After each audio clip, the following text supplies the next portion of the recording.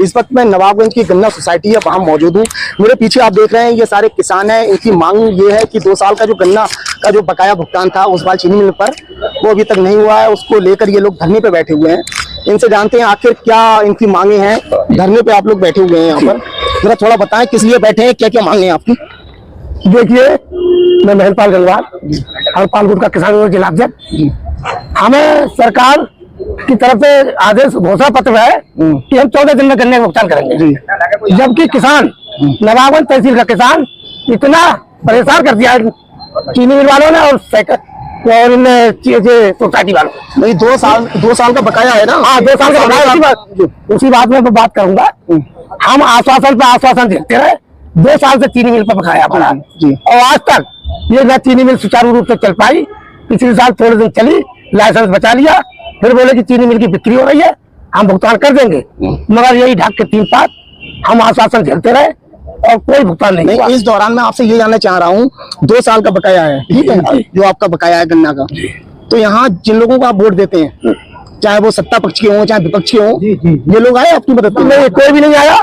हम इनके पास गए, हमने मैसेज पहुंचाया, उन्होंने यही कहा, यही कहा कि हाँ बिक्री हो रही है और भुगतान हो जाएगा। आज भी मेरे पास फोन गया किसी ऐसे शख्स का, उसने बताया कि 12 तारीख को बिक्री हो रही है और आप धरना प्रदर्शन मत करो। हमने कहा भैया ये तो हमारा, मुझे लग रहा है बहुत पहले से मिल रहा है। और हमने कहा भैया किसान का संयम टूट चुका है, अब हम अनिश्चितकालीन धरने पर बैठेंगे, आर पार की लड़ाई करेंगे। और इसी व्यवस्था को लेकर हम आज बैठे और हमारा किसानों का आना जाना शुरू हुआ। फिलहाल राजनीतिक लोगों से कोई मदद नहीं मिली? राजनीतिक जनप्रतिनिधि जितने हैं यहाँ के, कोई मदद के लिए नहीं आया? देखिए, हम पहले कहते थे गन्ना मंत्री बाहर का है, गन्ना मंत्री हमारे पास का, बिल्कुल पास का है जी। हमारे विधायक जी हैं, सांसद जी हैं, हमारे निर्वाचित जो है अध्यक्ष है गन्ना सोसाइटी के, वो विधायक जी के बहुत नजदीक, और हमारे किसानों के भी मसीहा बनते हैं जी, मगर उन लोगों ने शकल नहीं दिखाई, न किसानों की पीड़ा को सुना। यानी कोई आप लोगों की पीड़ा सुनने नहीं आया, मदद करने नहीं आया। सुनने तो आए होंगे लेकिन मदद नहीं हो पाई होगी। कोई मदद नहीं मिली, कोई देखने को नहीं आया। के बारे में क्या कहेंगे जी? अगर सत्ता पक्ष आपके साथ नहीं आया, विपक्ष आया? नहीं, सत्ता पक्ष में अब उम्मीद ही नहीं है।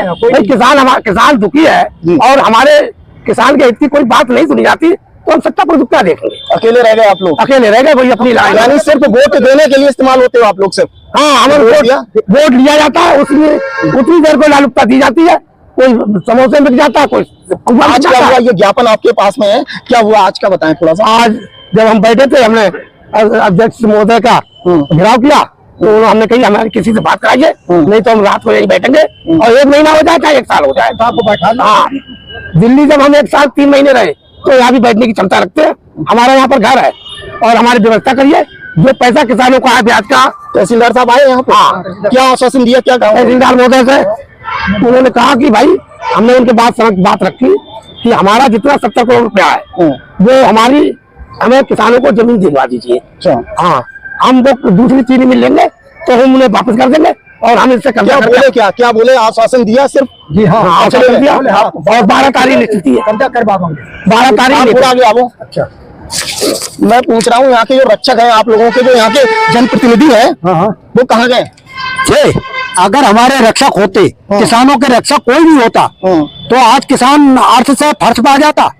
कोई वोट के समय वही 5 दिन आश्वासन देते और कोरे का फिर वो मंच पे खड़े होके किसानों के हित में बोलते, बाद में सब खत्म। 5 दिन के बाद, छठे दिन कोई वोट पड़ने के बाद कोई फिर नहीं, फिर तो उत्पीड़न करते हैं। 2 सालों से आप लोग भटक रहे हैं, परेशान हो रहे हैं। किसी ने आज तक मदद नहीं करी और मदद करते कि ये भुगतान नहीं दे, तो अब हमने प्रे करके आए कि अपनी जमीन पे हम कब्जा करेंगे मिल की, जितना हमारा पैसा 70 करोड़ है, 70 करोड़ को तहसीलदार से हमने कही, हमने अब तो आपने कोलक कर ली जमीन, आपकी है जमीन, जब आपकी जमीन तो अब हमें दो बांट के। बोले ठीक है, उसी पे समझौता होगा, वो हम बात मान गए।